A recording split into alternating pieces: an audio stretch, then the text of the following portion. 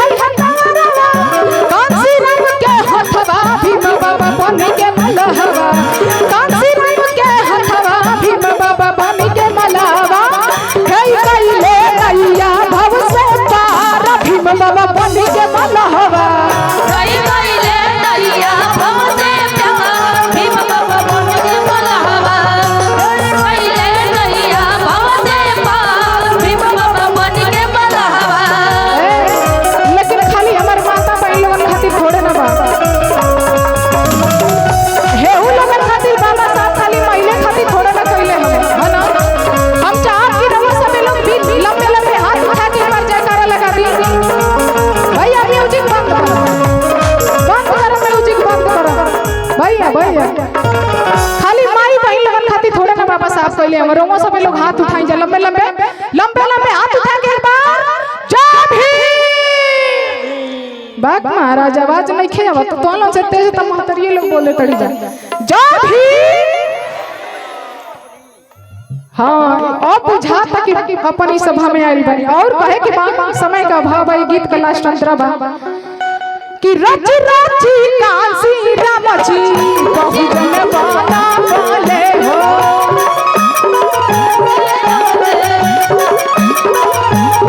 रच रची कांसी रामची बहुजन बाना बोले हो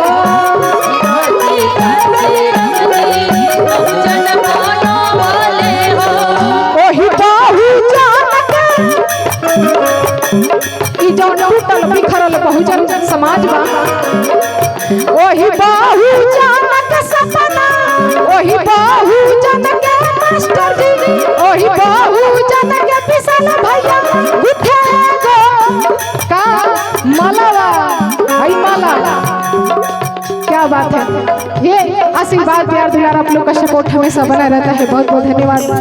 देशों विदेशों में लोग जानते हैं इनके गीतों को सुनते हैं। आदरणीय बड़े भैया विशाल भैया जी बहुत ही प्यारे भाभी हमारी संजय भाभी जी वही पहुंचान के गुथे को मलवा आदरणीय हमारे बेचन राम आदरणीय पिता आशीर्वाद अपनी बिटिया को सादर जब भी में उठाई करते हैं। क्या बात है।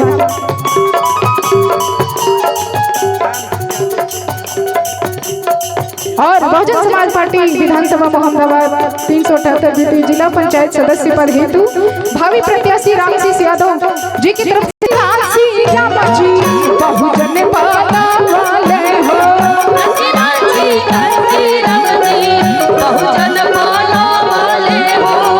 ओही बहुजन के टंडा ओही बहुजन के सोनाली उठे गो मलवा भीम बाबा बन के मलवा उठे गो मलवा भीम बाबा बन के मलवा।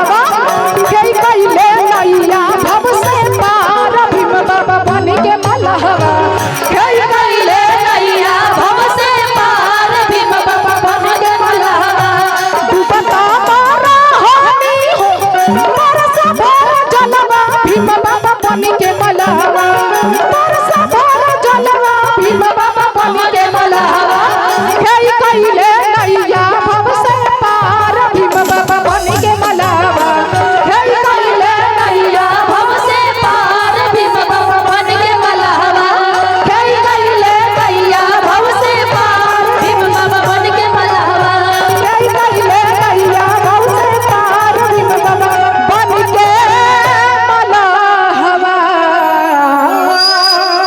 हेलो